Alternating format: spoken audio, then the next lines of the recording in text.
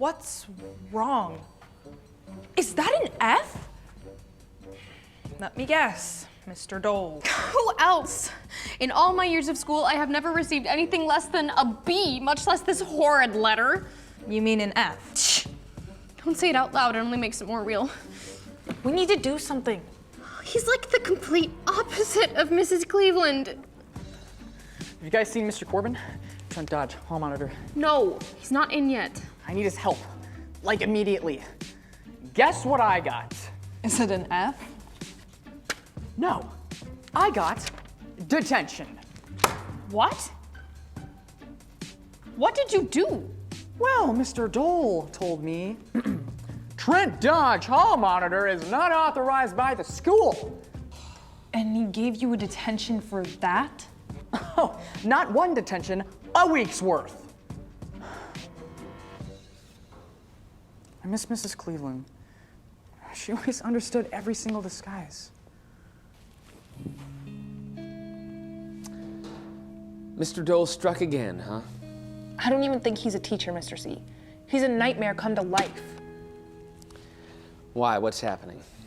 He's not adjusting. He's not teaching us. He's just trying to make our lives miserable. I think he hates kids. Okay, guys, that's not true. Look, Mr. Dole may have methods you're not used to, but he still wants your best.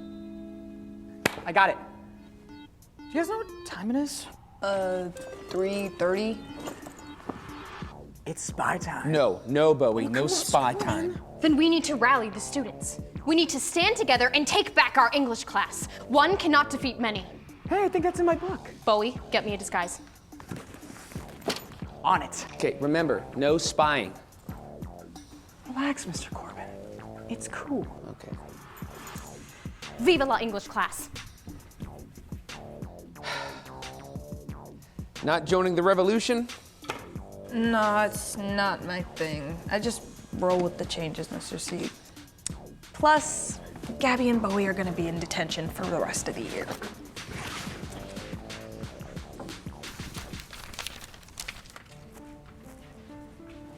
Mr. Corbin, can you sign this? We got more detention. Oh, it's just like old times. We can't win, Mr. Corbin. Mr. Dole hates us. So, the revolt didn't end well.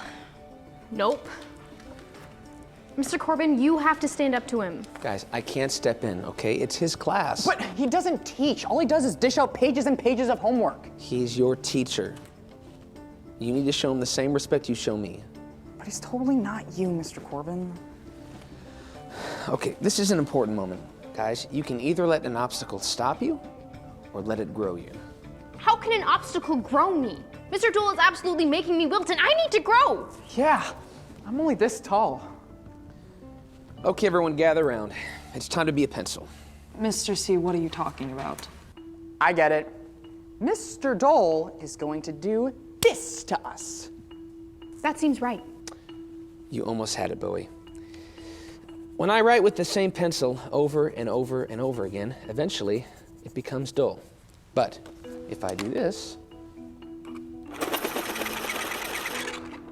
it's sharp again and becomes a much better pencil.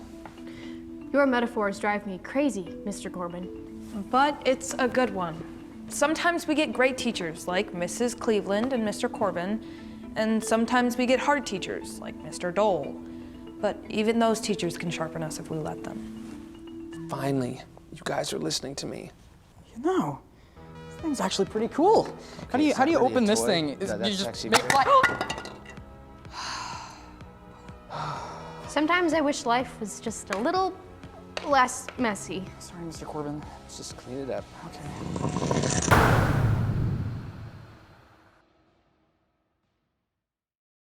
Ugh, life can be so messy sometimes. We all have people like Mr. Dole who we just don't get along with. I love what Mr. Corbin was saying about the pencil. But when things get tough, it's not easy to think, this can help me grow. Trust me, I get it. I grew up in the suburbs, so there were a lot of houses around me. And so when I wanted to play with my friends, I would just ride my bike over to their house. But then my parents moved to a farm. And there were only farm animals. Cows, pigs, and sheep were not my choice of friends. But as we continued to live there, I started to like it. There was a lot of open spaces, I still got to ride my bike, and I still got to hang out with my friends on the weekends.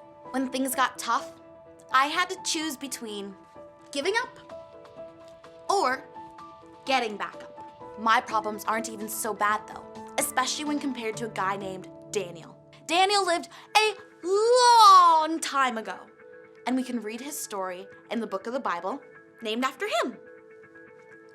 When Daniel was a little bit older than most of you, his life was rough. He had been taken from his home to a place far, far away called Babylon. The people talked differently than he did and dressed differently. That'd be like going to a school where you totally don't fit in. They wouldn't even let Daniel use his real name. They changed it to Belshazzar.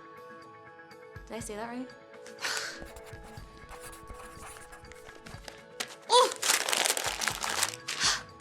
I'd hate to try to spell that on my homework. Daniel wouldn't let those obstacles stop him though.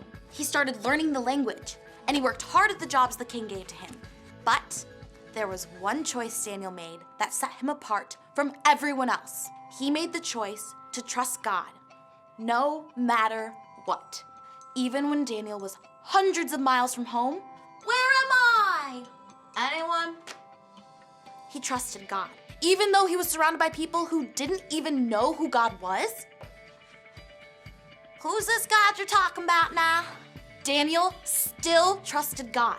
Daniel was able to trust God because he knew when things around us change, God stays the same. Whatever happened to Daniel, God was still the same. And the great thing is, God's still the same today too. Whether life is great, woohoo, or really hard. God is still the same. Even if it seems like everything is going wrong, God still cares about you. Woo! When you choose to trust God, you'll see him do amazing things. Daniel sure did. We'll learn more about what Daniel went through next week. I will see you then.